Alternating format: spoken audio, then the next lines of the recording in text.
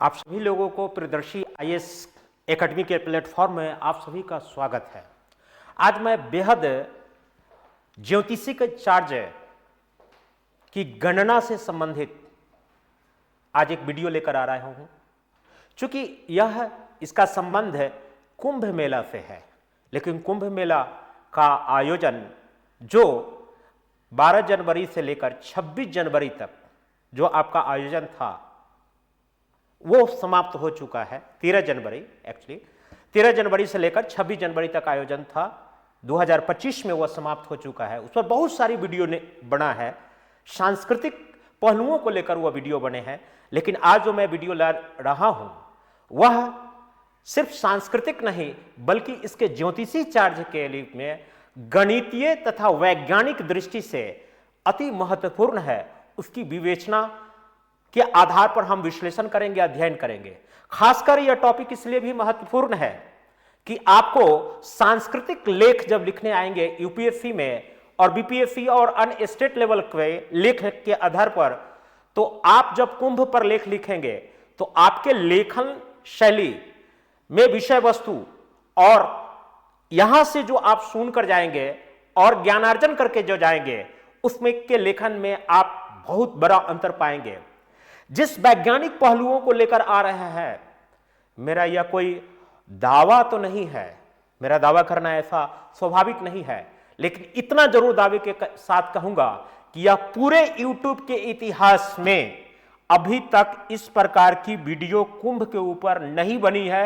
ज्योतिषी चार्ज के ऊपर जो ज्योतिष गणना किस प्रकार से वैज्ञानिक रूप से किया गया है, जिस प्रकार से वैदिक गणित का अनुपम देन यह है पूरे विश्व संस्कृति को है, विश्व के साहित्य और शिक्षा क्षेत्र में भारतीय मनुष्यों का है, उसी प्रकार से। क्योंकि आज बहुत सारे मैं आपको बताना चाहता हूं कि कुछ लोग एसएससी और रेलवे का ट्रिक्स जो मैथमेटिक्स पर कैलकुलेशन को लेकर आते हैं और यह दावा करते हैं कि देखो मेरा यह शोध किया हुआ है कि कितना ट्रिक से मैं मैथमेटिक्स कैलकुलेशन बड़ी तेजी से कर देता हूं, तो वह आपको मिथ्या बताते हैं। आपको बता दूं कि यह सब कुछ ट्रिक और गणितीय अभिरुचि पर कैलकुलेशन की अद्भुत क्षमता जो कंप्यूटर की तरह कलन करती है, यानी कि अभिकलन करती है, यह सब कुछ वैदिक मैथमेटिक्स में बताए गए हैं और वह वैदिक मैथमेटिक्स का ही अनुकरण कर आप तक यह शिक्षा देते हैं।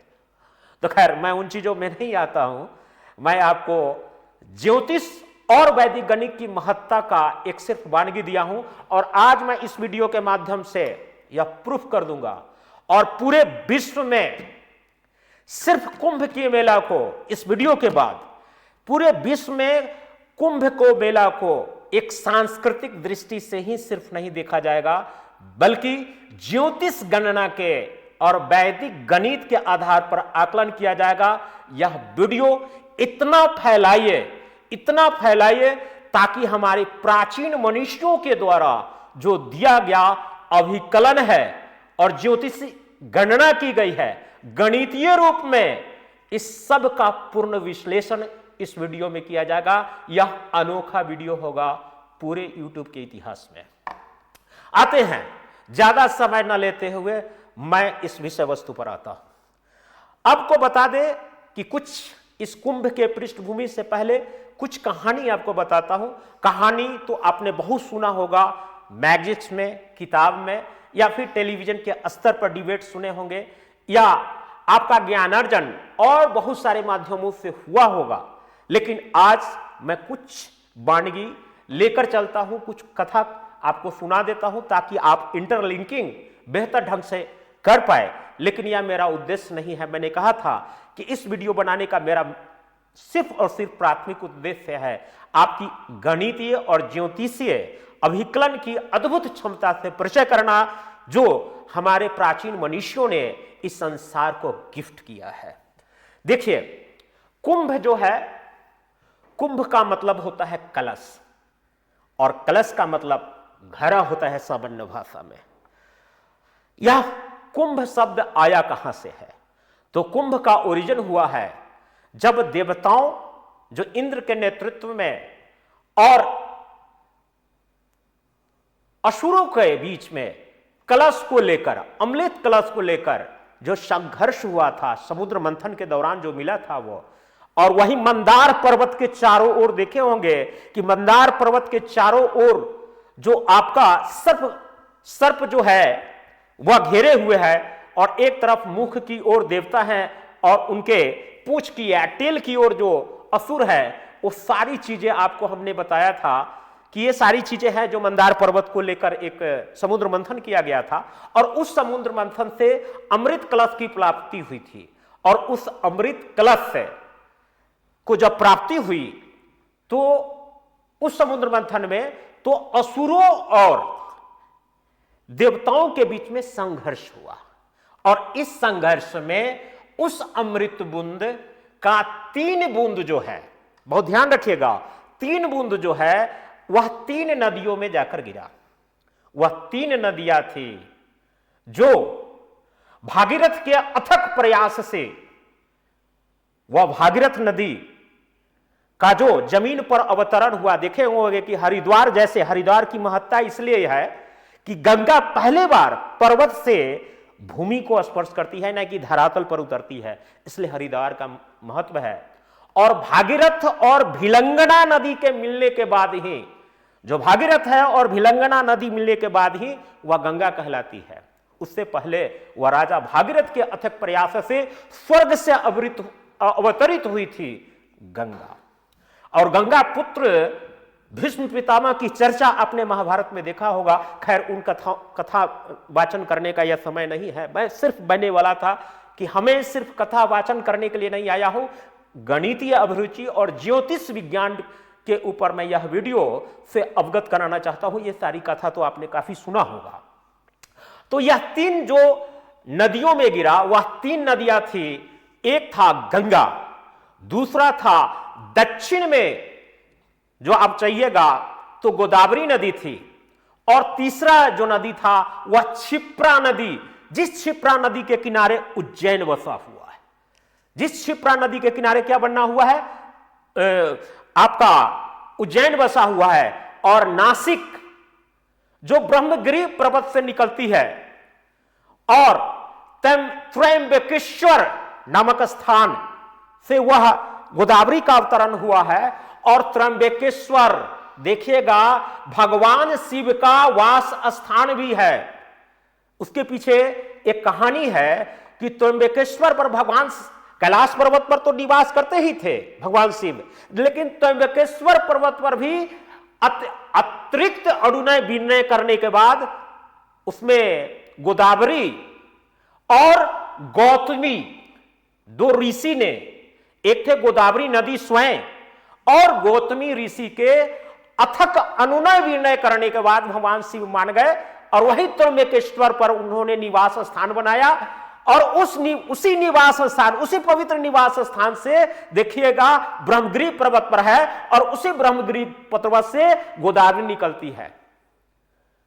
इसीलिए जो उससे निकलने वाली गोदावरी नदी के कारण जो महत्व नॉर्थ में गंगा का है, वही महत्व साउथ में गोदावरी नदी का है।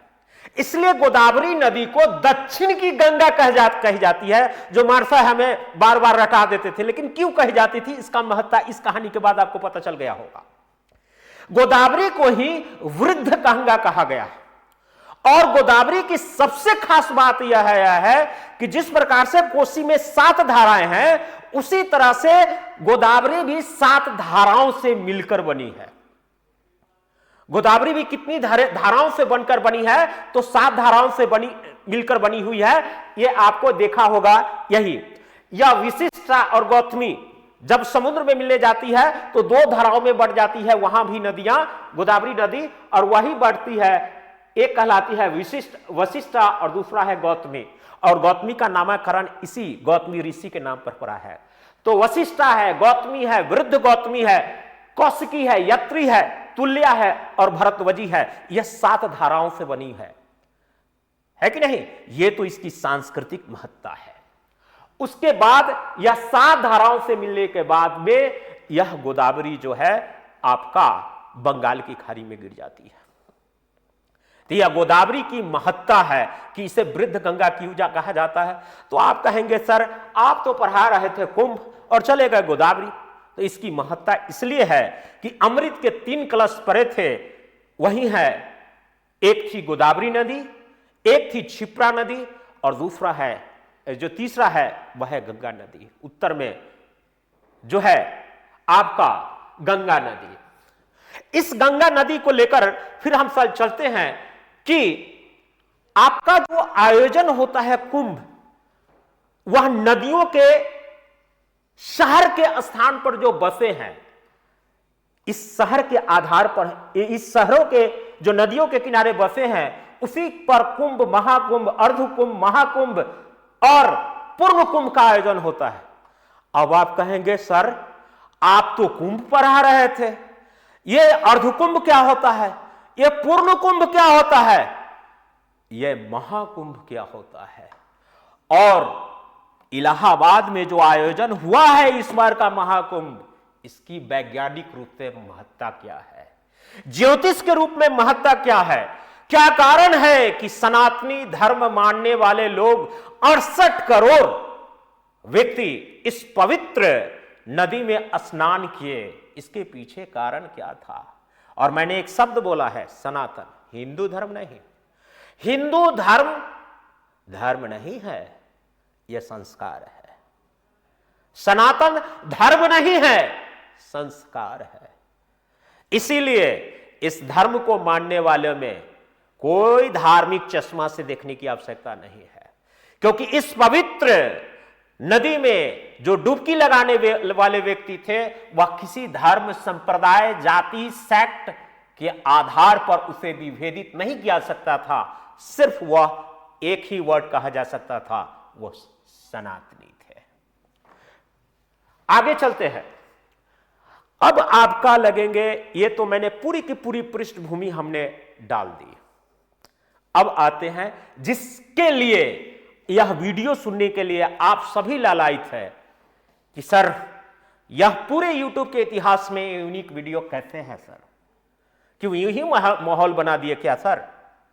नहीं, यह काफी शोध के बाद यह चीज आई है कि हमारे प्राचीन मनीषियों बिल्कुल दिमाग अस्थिर करके इस चीज को समझिएगा। या मेंस की दृष्टि से, लेख की दृष्टि से आपको इतना नंबर या इनहांस करा देगा मेंस में कि आपको यह अन्य बच्चों पर बहुत ज्यादा लीड दिलवाएगा मेंस के दृष्टि से। यह एक चार्ट को देखिए, सामने जो ब्लैक बोर्ड पर लिखा हुआ है चार्ट, इस चार्ट को देखिएगा। इस चार्ट को अगर आपने समझ लिया तो कुंभ की उस ज्योतिष गणना और वैज्ञानिकता को बड़ी आसानी से समझ जाइएगा। अन्यथा आपके लिए यह बहुत एक छोटी सी वही सांस्कृतिक घटना और परिघटना घट के रह जाएगी। तो कुंभ की एक विस्तृत अध्ययन एक सिर्फ सांस्कृतिक दृष्टि से नहीं बल्कि ज्योतिष गणना के आधार पर हम देखते हैं और बड़ा ध्यान से इसका आप लोग ध्यान से इसे समझिएगा। पहली नंबर मैं आपको बता दूं कि कुंभ कितने प्रकार के होते हैं। तो कुंभ 4 प्रकार के होते हैं। एक कुंभ होता है जिसको हम सामान्य सी कुंभ कहते हैं, दूसरा होता है अर्धकुंभ, और तीसरा होता है पूर्ण कुंभ, और चौथा होता है महाकुंभ। इस 4 कुंभ के अलावा कोई प्रकार नहीं होता है। फिर से कुंभ का आयोजन प्रत्येक 3 साल पर होता है। इसलिए यह दिमाग में आपका बैठा होगा, जो खासकर आप नेशनल टीवी, उनको पता नहीं, बिना सिर पैर के बोल देते हैं, उनका बिना शोध के वो बोला जाता है। इसीलिए कुंभ का आयोजन 12 वर्ष पर होता है, यह बिल्कुल गलत है। कुंभ का आयोजन हमेशा 3 वर्ष पर होता है, प्रत्येक 3 वर्ष पर आयोजन होता है। यह नोट डाउन करते चले जाएंगे। अर्धकुंभ का आयोजन हर 6 वर्ष पर होता है, और जो होता है 12 साल पर आयोजन वह पूर्ण कुंभ होता है, जिसका 12 साल पर आयोजन होता है। और एक होता है महाकुंभ, जो 144 सालों में सिर्फ एक बार आयोजन होता है। और इलाहाबाद का जो इस बार का आयोजन था वह महाकुंभ था। जिसने इस महाकुंभ को स्नान नहीं किया वह जीवन में दोबारा इस चीजों को दोबारा स्नान नहीं कर पाएगा। इसलिए इस महाकुंभ की एक सांस्कृतिक रूप से देखे तो इसकी बहुत बड़ी महत्ता थी। यही कारण था कि 68,000 श्रद्धालु इस पवित्र वेला में स्नान किए हैं और उन्होंने अपनी पाप की गठरी को धोया है। लेकिन मेरा कहने का मतलब यह है कि पाप की गठरी धुलती नहीं है, ईश्वर को धोखा नहीं दे सकते हैं, क्योंकि जो जानबूझकर गलती की गई है और आपने अगर स्नान करने गए हैं तो ईश्वर आपको और हिट लिस्टेड में रखेंगे। यह उनके लिए किया गया है जो जाने अनजाने अबोध की स्थिति में अगर आपसे गलती हो गई है तभी आपकी पाप धुलेगी, नहीं तो आपकी पाप की गठरी यानी कि ईश्वर को धोखा देने चले हैं, है कि नहीं? यह पाप की गठरी आपकी धुलेगी नहीं। इसीलिए आपके लिए यह अलग विवेच्य का विषय होगा। बहुत लोगों को बात यह कड़वी लगी होगी, आपको कड़वी लगे उससे हमें बहुत ज्यादा फर्क नहीं पड़ता है, लेकिन हम सही बात और सटीक बात आपको कहेंगे। चलिए, कुंभ का आयोजन हमने आपको कह दिया कि एक होता है कुंभ, एक होता है पूर्ण कुंभ, एक महाकुंभ होता है, कुंभ होता है। अभी भी गणितीय अभिकलन की क्षमता भी नहीं आई है। जो कैलकुलेशन आपको समझाऊंगा उस वीडियो पर अभी भी नहीं आया हूं, अभी भी पृष्ठभूमि बन रही है।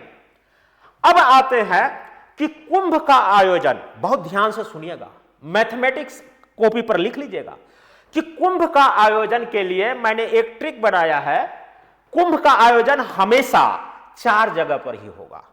3 नदियां, मैंने 3 नदियां का नाम शुरू में ही बताया था पृष्ठभूमि में, और 4 जगह याद रखना है, 4 जगह याद रखना है। एक तो पहला होगा, पहला जो कुंभ का आयोजन कहीं भी अगर स्टार्ट हुआ होगा, कुंभ का आयोजन जो पहली बार हुआ होगा, वह आयोजन पहली बार हुआ होगा, ध्यान रखिएगा, हरिद्वार से स्टार्ट होगा। किससे स्टार्ट होगा, किससे प्रारंभ होगा? हरिद्वार से प्रारंभ होगा, एस से प्रारंभ होगा, यानी कि हरिद्वार से प्रारंभ होगा।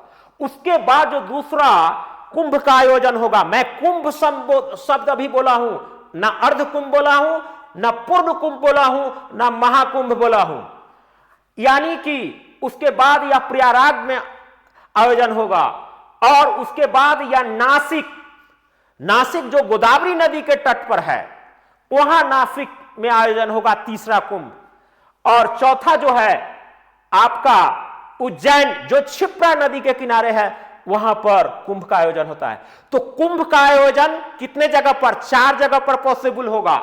हरिद्वार, उसके बाद में आपका जो है हरिद्वार के बाद प्रयागराज, पहले इलाहाबाद कहते थे, और उसके बाद में नासिक और उज्जैन क्षिप्रा नदी के किनारे, यह है आपका मध्य प्रदेश में पड़ता है। नासिक या महाराष्ट्र में पड़ता है गोदावरी, त्र्यंबकेश्वर नामक स्थान ब्रह्मगिरी पर्वत से निकलती और भागीरथ और ये गौतमी के प्रयास से यह निवास स्थान बनाए। कैलाश के बाद अगर निवास स्थान भगवान शिव का बना था तो वही त्र्यंबकेश्वर पर बना था। इसीलिए इसको माने जितने भी ज्योतिर्लिंग है उस सभी ज्योतिर्लिंगों में से एक ज्योतिर्लिंग ये भी माना जाता है, इसलिए उसकी पवित्रता है, उसकी महत्ता है। और उसके बाद आपको हम चलते हैं उज्जैन क्षिप्रा में, ये सारी चीजें हो जाती है। यानी कि कुंभ का आयोजन 4 जगह पर होगा और हर 3 वर्ष पर होगा। बहुत ध्यान से सुनिएगा, यह 3 के सीक्वेंस में ही होता है। कुंभ का आयोजन हमेशा 3 वर्ष के बाद होगा।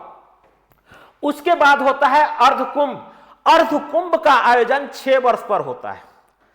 कुंभ का आयोजन 3 वर्ष पर और अर्धकुंभ का, अब बहुत लोग सोचेंगे कि कुंभ का आयोजन 3 वर्ष है तो अर्धकुंभ का मतलब आधा यानी कि 1.5 वर्ष पर होगा। नहीं, जस्ट अपोजिट होता है, 6 वर्ष पर होता है। अर्धकुंभ का आयोजन जो होता है वह 6 वर्ष पर होता है, लेकिन यह सिर्फ 2 जगह पर ही आयोजन हो सकता है। एक होगा हरिद्वार और दूसरा होता है प्रयागराज। हरिद्वार और प्रयागराज। पूर्ण कुंभ 4 जगह पर होगा और अर्धकुंभ जो है हरिद्वार और प्रयागराज पर होगा, प्रयागराज में ही होगा। लेकिन जब पूर्ण कुंभ आएगा तो पूर्ण कुंभ का आयोजन भी 4 जगह पर होगा। हरिद्वार में, प्रयागराज में, और उसके बाद नासिक में, और चौथा उज्जैन में होगा। उज्जैन में होगा, यानी कि कुंभ और पूर्ण कुंभ ही 4 जगह पर होगा, नहीं तो अर्धकुंभ सिर्फ 2 जगह पर होगा। और महाकुंभ का आयोजन सिर्फ और सिर्फ कहां होता है? या इलाहाबाद यानी कि प्रयागराज में होता है। पूर्ण कुंभ कब भी होगा? अब 144 साल के बाद जो होने वाला पूर्ण कुंभ होगा वो भी इलाहाबाद में ही आयोजन किया जाएगा। आप बताइए, किसी भी यूट्यूब के इतिहास में आपने इस ढंग का पढ़ा था? अब आपको बताता हूं कैलकुलेशन कैसे होता है। सो आपके दिमागे कैलकुलेशन देखकर वैदिक गणित के अनुसार कैसे कैलकुलेट किया गया है।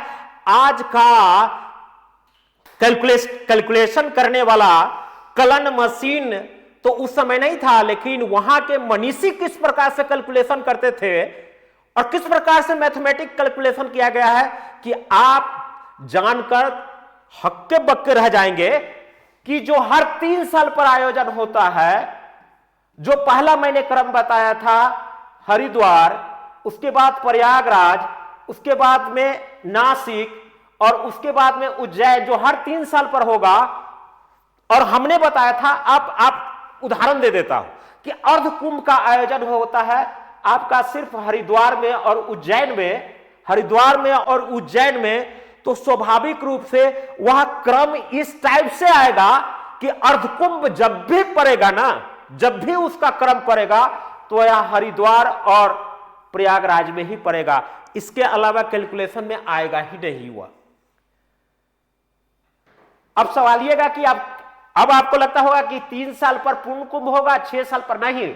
जैसे 3 यहां हो गया तो यह तीसरा, छठा साल यहां आएगा तो छठा साल वह कुंभ नहीं होगा, वही कुंभ कन्वर्ट हो जाता है। वही पूर्ण क्या, कुंभ को उसको कुंभ नहीं कहा जाता है, उसको क्या कहा जाएगा? अर्धकुंभ, अर्धकुंभ कहा जाएगा। और फिर यह 2 सीरीज चलने के बाद और यह जब 12वें साल पर आएगा तो 12वें साल पर होगा तो वह हर 3 साल पर, लेकिन जैसे 12वां साल आएगा तो वह कुंभ कन्वर्ट हो जाएगा। किस रूप में? वह कुंभ कन्वर्ट हो जाता है किस रूप में? जो 12 साल पर कौन हो रहा है? पूर्ण कुंभ, तो उसको कहेंगे पूर्ण कुंभ। और जब यही आपका 144 साल के बाद हो जाएगा तो वो देखिएगा आपका हो जाएगा 144 साल के बाद आएगा तो देखिएगा वह सीक्वेंस जो एक क्रमागत रूप से इसी क्रम में जा रहा है, वो 144 साल के बाद एग्जैक्ट इलाहाबाद में ही पड़ेगा। इस ढंग का सीक्वेंस बनाया गया है, जबकि 3-3 साल का गैप में ही जा रहा है वह, लेकिन 144 साल वाला जो कुंभ ही होगा वह कुंभ का ही प्रकार है, लेकिन वह कुंभ जो प्रकार कहलाएगा वह कहलाएगा महाकुंभ। अब ये सोचिएगा कि सर इसके बीच में रिलेटिव कैसे है, तो देखिएगा हर 3 साल पर एक कुंभ मनाया जाता है, कुंभ का आयोजन तो 3-3 साल पर हो रहा है।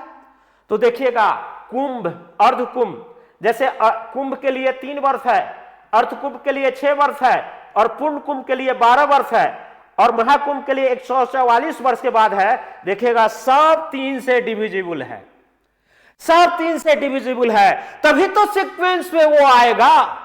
तो आप बताइए पूरे यूट्यूब के इतिहास में इस गणितीय अभिरुचि, ये तो कैलकुलेशन सब कर देगा कि 3-3 साल पर, लेकिन वह एग्जैक्ट जो कंडीशन डाला गया है कि कुंभ आएगा तो 4 जगह पर आएगा, अर्धकुंभ आएगा तो सिर्फ 2 ही जगह पर आएगा, या पूर्ण कुंभ आएगा तो 4 जगह पर, और महाकुंभ आएगा तो सिर्फ इलाहाबाद में आएगा यानी कि प्रयागराज में आएगा।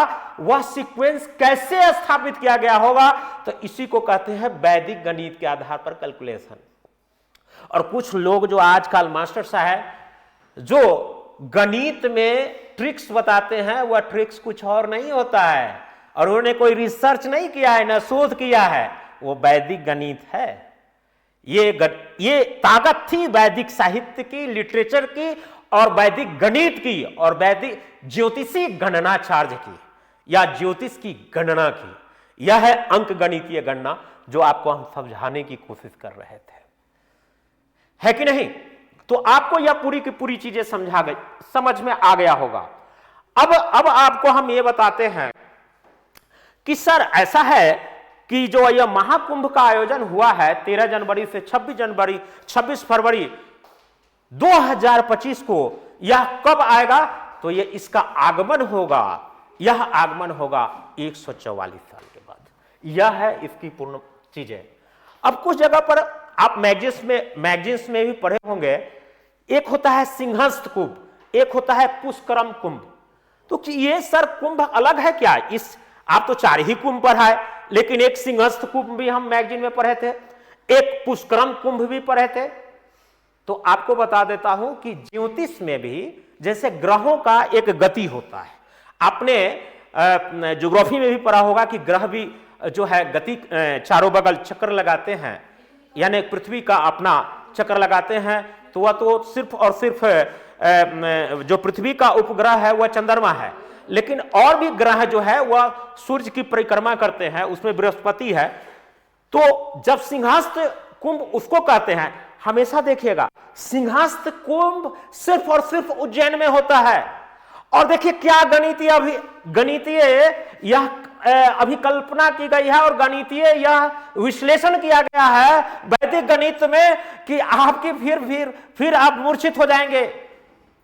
आज का मानव कैलकुलेटर जो हमेशा मोबाइल पर रह रहा है, अपने आप को स्मार्ट समझ रहा है, क्या मैं स्मार्ट, क्योंकि मोबाइल स्मार्ट चलाने वाला व्यक्ति हूं, वह स्मार्ट नहीं है। उसको कैलकुलेशन करने के दीजिएगा, वह पूरे दिन भर लग जाएगा तो अभी कैलकुलेट करके आपको नहीं बता पाएगा। वो बता देता हूं कि सिंहस्थ कुंभ सिर्फ उज्जैन में लगता है, क्षिप्रा नदी के किनारे। इसको क्यों कहा जाता है सिंहस्थ कुंभ? इसको इसलिए सिंहस्थ कुंभ कहा जाता है क्योंकि बृहस्पति का सिंह राशि में प्रवेश होता है। बृहस्पति जो है ग्रह, वह जब सिंह राशि में प्रवेश करता है और वह देखिएगा स्थिति, तो वह उज्जैन एमपी में उसी समय कुंभ मेला लगता है। यह ज्योतिषी की जबरदस्त कैलकुलेशन है कि वह जब भी पड़ेगा तो उज्जैन में ही पड़ेगा, वह इलाहाबाद वाले में नहीं पड़ेगा 3-3 वाला मल्टीपुल करके नहीं पर, वह एग्जैक्ट उज्जैन में ही पड़ेगा। क्या गणना है भाई! आज यह कब वैदिक गणित आई, वैदिक ज्योतिष गणना आ गई, और वह गणना आज भी एक बार भी फेल्योर नहीं हुआ। कमाल की बातें हैं। अरे वो छोड़िए, पुष्करम कुंभ या सूर्य का मेष राशि में प्रवेश, क्या कमाल की बात है। यह जब भी होगा तो नासिक में होगा, गोदावरी नदी के किनारे होगा। त्र्यंबकेश्वर जो ब्रह्मगिरि पर्वत पर का शिखर है, यह सब कुछ कैलकुलेशन जो किया गया है, यह आपको रोमांचित नहीं कर रहा है क्या? यह गुदगुदी नहीं कर रहा है क्या? आपको सोचने के लिए मजबूर नहीं कर रहा है क्या? हम इस चीज से मरहूम हैं क्योंकि हमने विवेचना किया ही नहीं है।